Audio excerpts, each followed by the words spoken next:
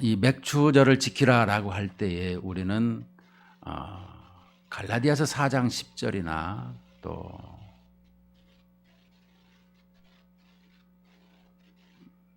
골로새서 2장 16절에도 보면 먹는 것과 날과 절기를 폐하였다라고 하고 있습니다. 그러면 이게 완전히 폐했느냐? 그게 아니고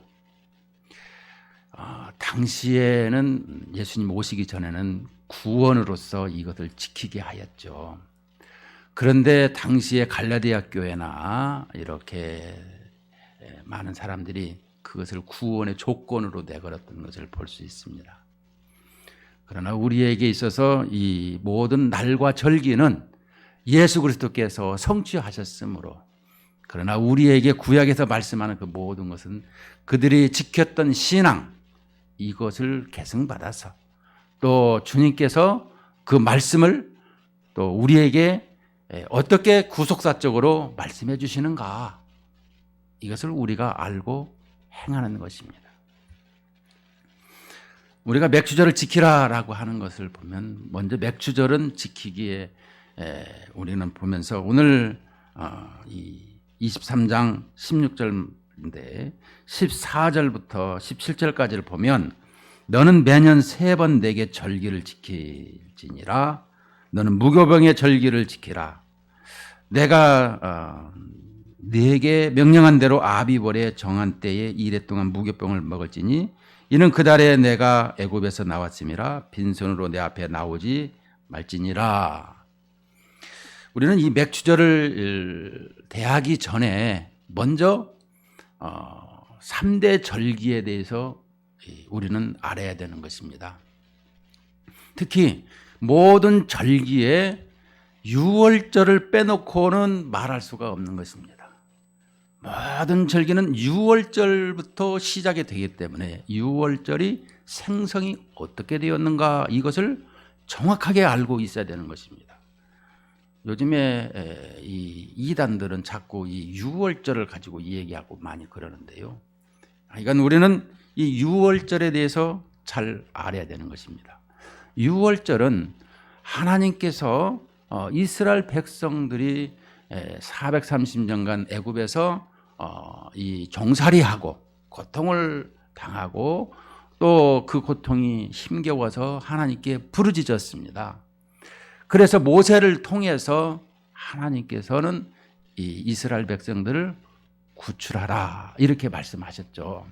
그래서 애굽 왕 바로에게 내 백성을, 하나님의 백성을 내보내라 그랬더니 나는 그렇게 못하겠다라고 했을 때 하나님께서는 10가지 재앙을 준비하신 것입니다. 10가지 재앙을 하는 가운데 맨 마지막에 이 장자를 죽이는 것을 말씀하죠.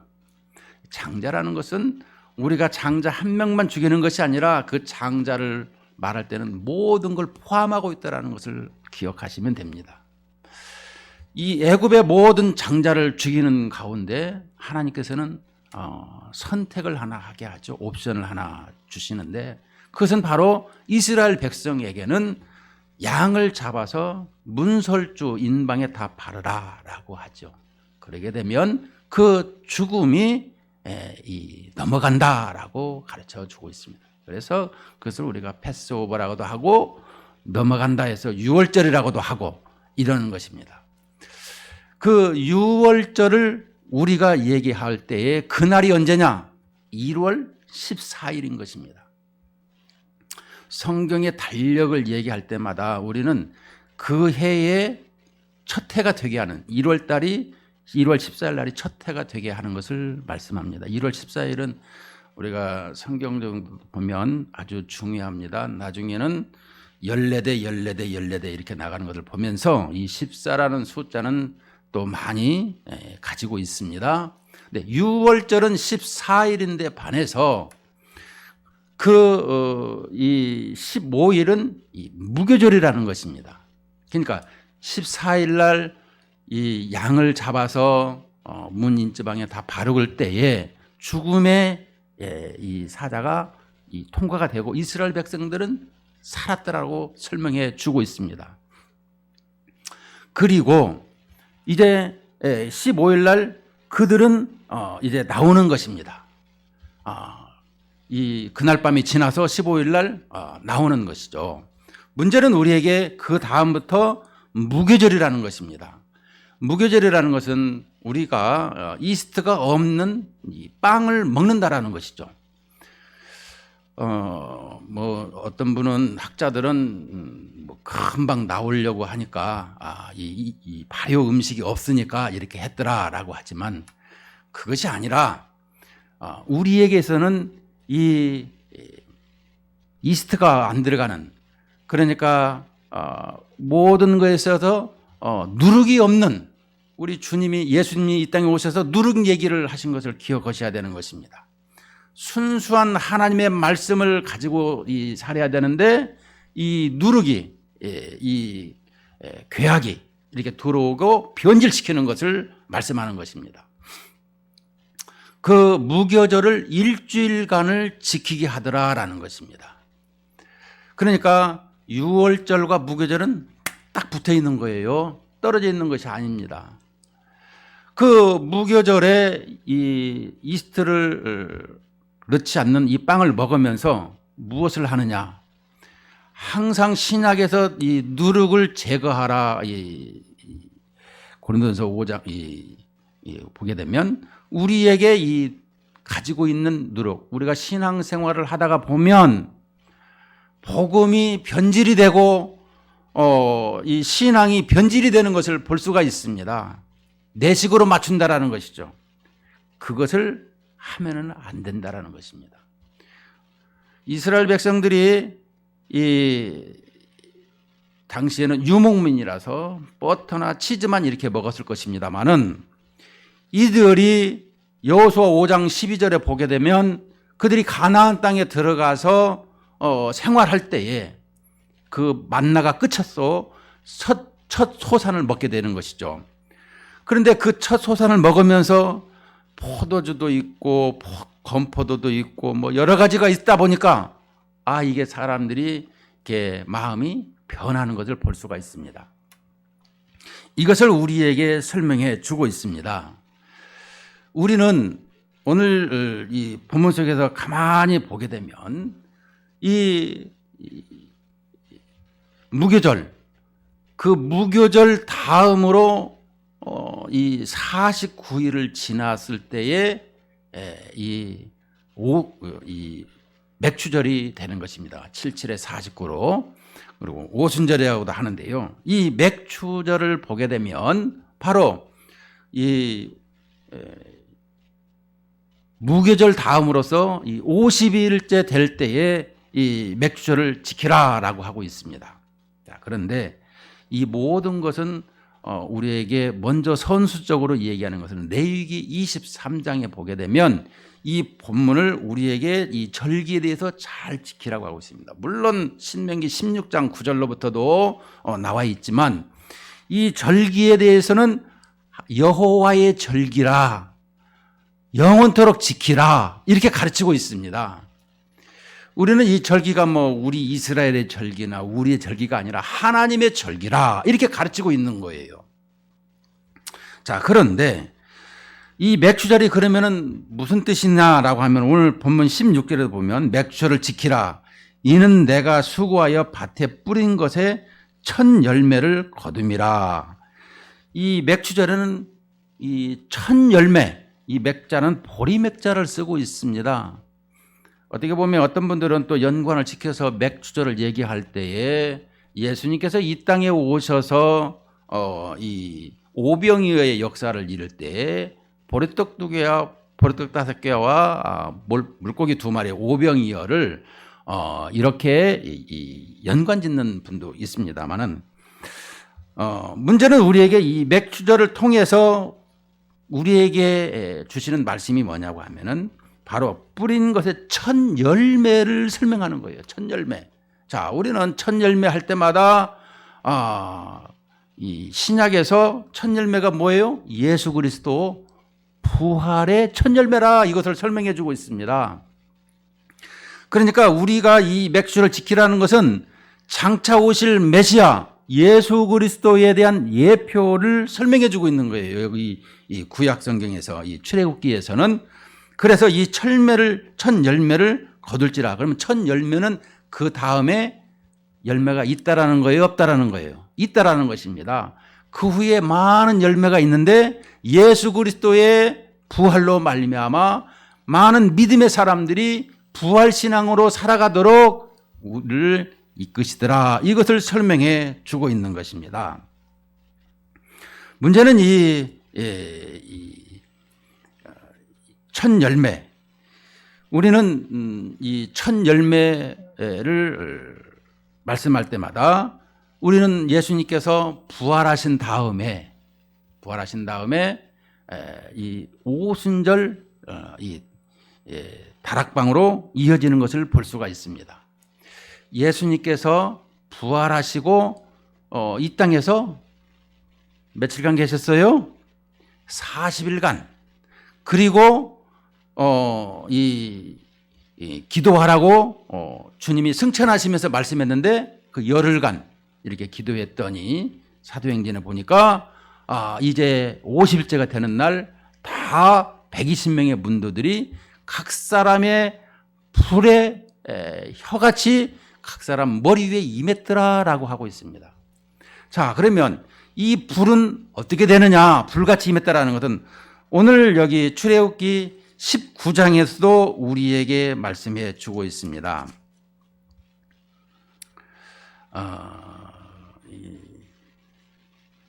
출애굽기 19장에 보면 찾았는데 금방 또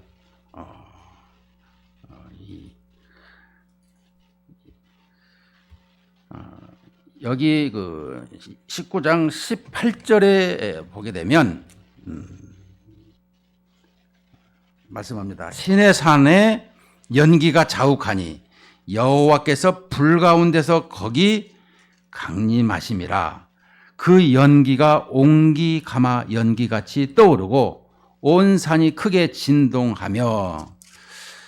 하나님께서는 이스라엘 백성들을 출애굽을 해서 시내산으로 인도합니다. 근데 시내산에 인도했는데 출애굽기 19장 1절에 보면 이스라엘 자손이 애굽을 떠난 지 3개월이 되던 날. 자, 3개월이 되던 날에 하면 이 60일이 이 지난 60하루 된다라는 표현도 되겠죠? 그런데 우리는 어떤 분은 50일 거리라 이렇게 설명하는 사람도 있고요. 그런데 우리가 보면 이 1월 15일 날 출애굽을 한다고 치면은 이렇게 3개월이 되던 날, 어쨌든 간에 3월 15일 날쯤 됐지 않았나 이런 생각을 저는 해보고 있습니다. 근데 그들이 이 이스라엘 백성들을 이 시내산에다가 이렇게 다 불러놓고 하나님께서 불 가운데 임하시고 십계명을 주시더라, 이것을 설명해 주고 있습니다. 자, 그렇더라면 오늘 우리에게도 신약 성경으로 다시 넘어가게 되면 사도행전 2장을 한번 보시도록 하겠습니다. 사도행전 2장 1절에 보면 1절부터 3절까지 오순절 날이 이미 이르매 그들이 다 같이 한 곳에 모였더니 호련히 하늘로부터 급하고 강한 바람 같은 소리가 있어 그들이 앉은 온 집에 가득하며 마치 불의 혀처럼 갈라지는 것들이 그들에게 보여 각 사람 위에 하나씩 임하여 있더니 그랬습니다. 나아가서 뭐라고 하죠? 4, 5, 6절에 보게 되면 그들이 다 성령의 충만함을 받고 성령이 말하게 하심을 따라 다른 언어들로 말하기를 시작하니라. 그때 경건한 유대인들이 천하 각국으로부터 와서 예루살렘에 머물러 있더니 이 소리가 남에 큰 무리가 모여 각각 자기의 방언으로 제자들이 말하는 것을 듣고 소동하여 다 놀라 신기하게 여겨 이르되 보라, 이 말하는 사람들이 다 갈릴리 사람이 아니냐. 우리 각 사람이 난 곳 방언으로 듣게 되는 것이 어찌 됨이냐. 이 방언은 각 나라 말로 방언으로 다 알게 한다라는 방언입니다. 고린도전서에서 방언은 하나님과의 1대1 소통의 방언입니다. 이걸 알아야 되는 것입니다. 자, 문제는 우리에게 이 예루살렘의 도시가 보게 되면 이 50만 정도가 살 수 있는 도시라고 한다고 합니다. 그런데 이 6월절이 되게 되면 천하 각국으로 오는데 약 한 250만 명이 찾아온다고 해요. 그러면 한 300만 명이 얼마나 이 사람이 많습니까? 우리 이 송파구에 50만 명입니다. 그런데 좀 앞에 문정동이 이 건물이 많이 들어서는 바람에 뭐 60만이라고 합니다. 이 구역에 조그마한 땅에 300만이 있다고 해보세요. 얼마나 많은가. 자, 그런데 그들에게 있어서 이 각 방언으로 말을 했더라라는 것입니다. 이것을 우리가 이제 신학적인 내용을 한번 보게 되면요. 먼저 예수님께서 이 첫 열매를 우리에게 주시는 것, 이것을 한번 우리는 생각을 할 때에 우리는 이 창세전부터 하나님이 계획하시고 또 우리에게 이 사람으로 이 인카네이션 하셔서 이 땅에 오신 것을 말씀해 주고 있습니다. 우리는 주님이 이루신 이 구속의 사건, 우리는 이 구속의 사건을 얘기할 때마다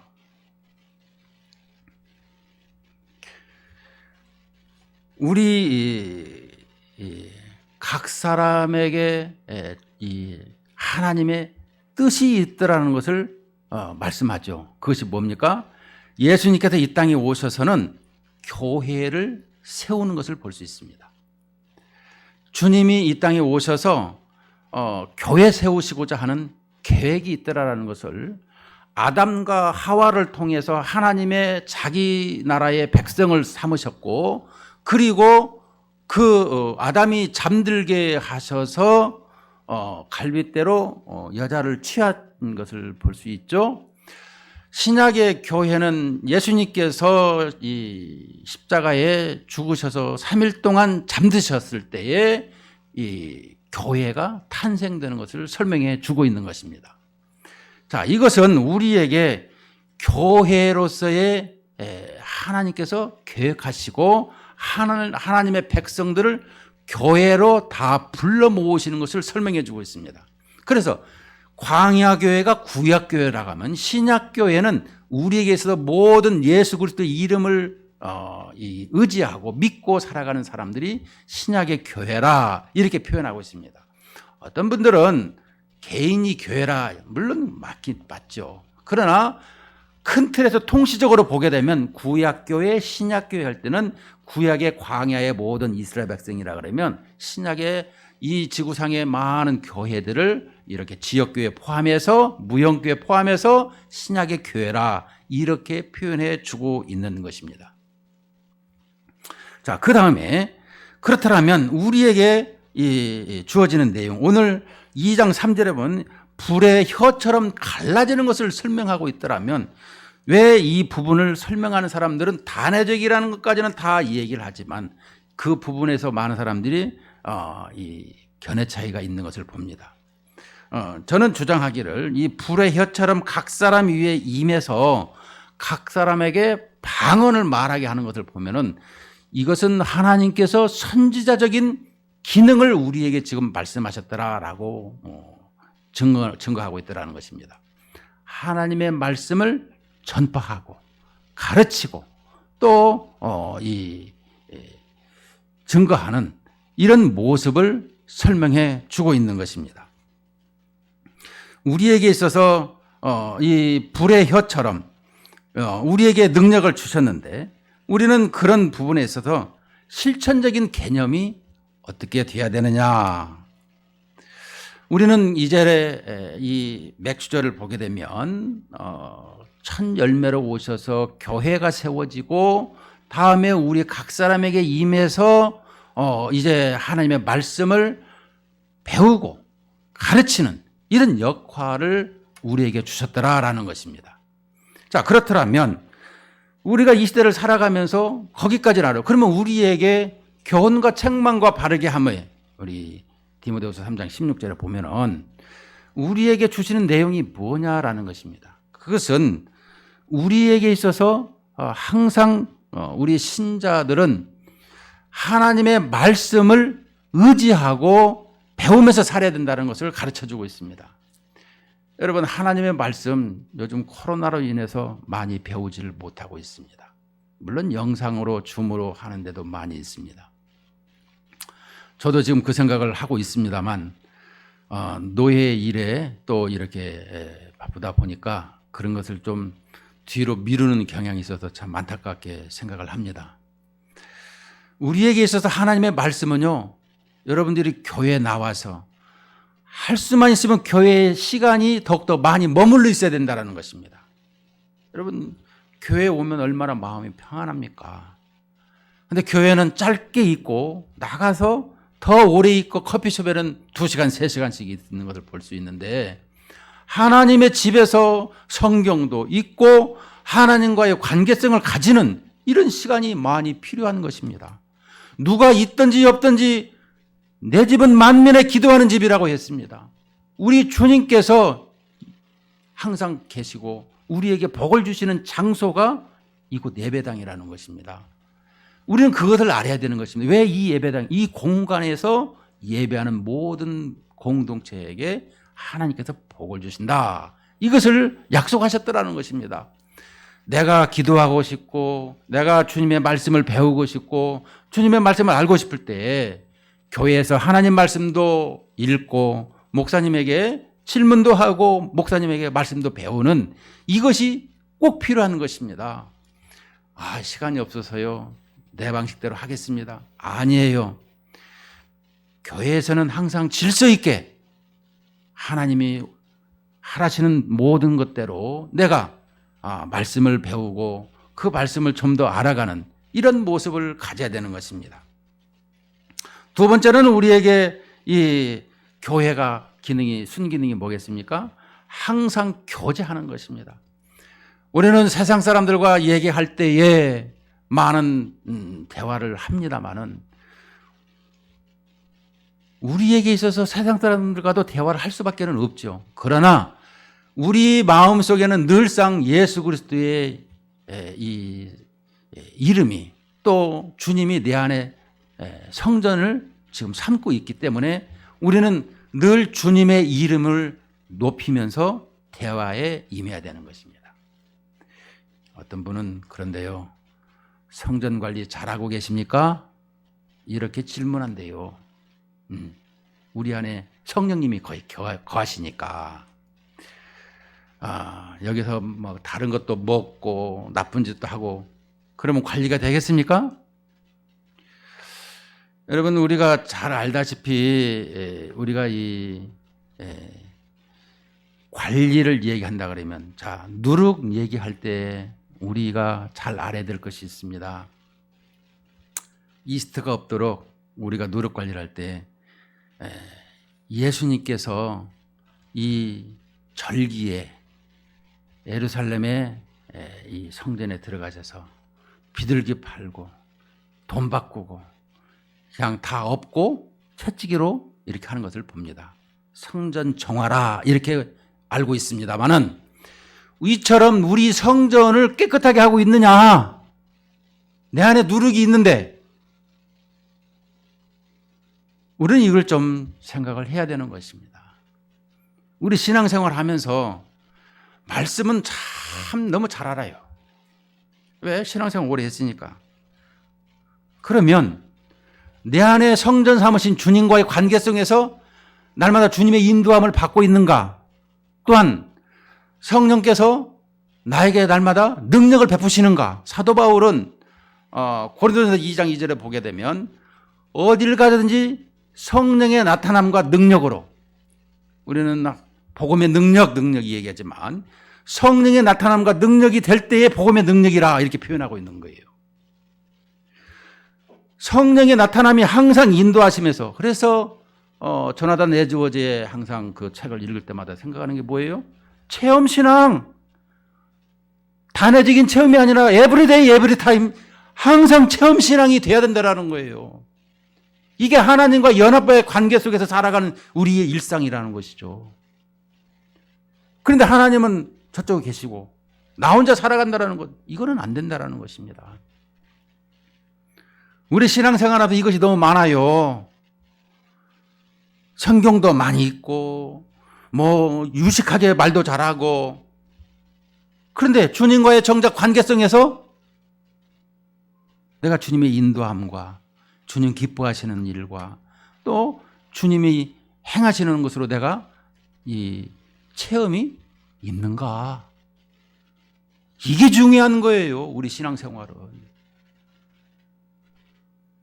세 번째로 우리 신앙에 항상 보게 되면 기도 생활이 있잖아요.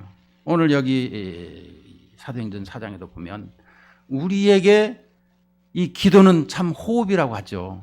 이 기도 안 하면 죽어요. 죽어. 주님과의 관계성에서 기도를 안 하면 죽는다니까. 내 안에 주님이 계시는데 주님 앞에 기도를 안 하면요, 근심이 생기고 하는 일마다 덜커덕대고 힘든 것입니다. 우리 안에 주님이 있더라면 주님을 인정해 드려야 되는 거예요. 인정. 우리 인정을 안 해요. 여러분, 사랑하는 사람과 같이 걷는 것이 좋아요? 원사이드에게 툭 떨어져서 걷는 게 좋아요? 어떤 목사님이 지금은 돌아가셨어요. 둘이서 한참 걸어가는데 이 목사님 걸음이 좀 빠른 거로 팍 가더라는 것입니다. 사모님이 가다가 목사님 가버리니까 뒤로 집에 가버렸다라는 거예요. 목사님도 가다가 왜 안 따라오고 뒤로 보니까 없어졌어. 이 말은 뭐예요? 사랑하는 사람이라면 같이 가야 된다라는 거예요. 손도 잡고 이렇게 말하면서 얘기하면서 이래야 되는 것 아니겠어요? 그냥 오거나 말거나. 그래서 많은 사람들이 부부지간에도 떨어져 가면 저건 진짜 부부구나. 손잡고 하면 저 불륜인데, 이렇게 얘기하는 사람도 있대요. 에? 우리는 그런 사람들이 아니에요. 신앙의 사람들은 주님과 항상 연합되어서 살아가듯이 우리 사랑하는 사람과는 늘 이렇게 하나가 되는 이런 모습 속에서 주님과의 관계가 이렇게 돼야 된다는 거예요. 오늘 맥주절에 우리는 감사할 때 추수하는 곡식 얘기가 아니라 우리의 영혼의 주소와 우리의 신앙관이 주님이 계획하시고 세우신 교회에 또 우리의 불의 혀같이 우리에게 임하신 성령님이 우리에게 지금 말씀하시는 것을 우리는 어떻게 행하고 있느냐라고 이 시대에 물어보고 있는 것입니다. 결론을 맺습니다. 오늘 우리에게 있어서 이 불의 혀처럼 각 사람이 임해서 선지자적 사명을 주셨더라라고 했습니다. 예수님께서는 승천하시면서 우리에게 마태복음 28장에 보면 항상 증인이 되라라고 가르쳐 주고 있습니다. 여러분, 우리는 많은 사람에게 복음을 증거하고 또 할 수만 있으면 가르치고 또 할 수만 있으면 그들을 이렇게 복음을 증거하는 교제. 여러분, 연보 얘기가 이렇게 헌금할 때 연보한다는 것이 아니라, 연보라는 개념을 우리가 한번 생각할 때 뭐냐 하면, 여러분, 내가 그 사람한테 이렇게 돈이 건네갈 때에 그 돈이 그리스도로 말미암아 이 변화돼서 이 변화라는 것은 좀 어폐가 있네요. 이 연보를 통해서 그리스도의 마음이 그들에게 전가되는 이것을 연보라라고 하는 것입니다. 우리가 교제할 때 그 모든 것은 나에게 있어서 말과 행실 모든 것이 전파되고 전해질 때에 그가 예수 그리스도를 받아들이고 영접하게 된다는 것이죠. 이것을 우리가 알아야 되는 것입니다. 여러분, 심는 자 물 주는 자 지난번에 설교를 했지만, 우리가 한 심령이 날마다 바르게 살아가고 있느냐, 이것이 중요한 것입니다. 아무리 설교가 감칠맛 나는 설교가 될지라도 주님이 원하시고 주님이 받으시는 것은 내가 주님과의 관계성에서 확신을 가지고 주님을 더욱더 의지하고 주님 뜻대로 살기를 다짐할 때에 주님 우리 영광 받아주시고 우리에게 놀라운 복이 있는 것입니다. 기도하시겠습니다.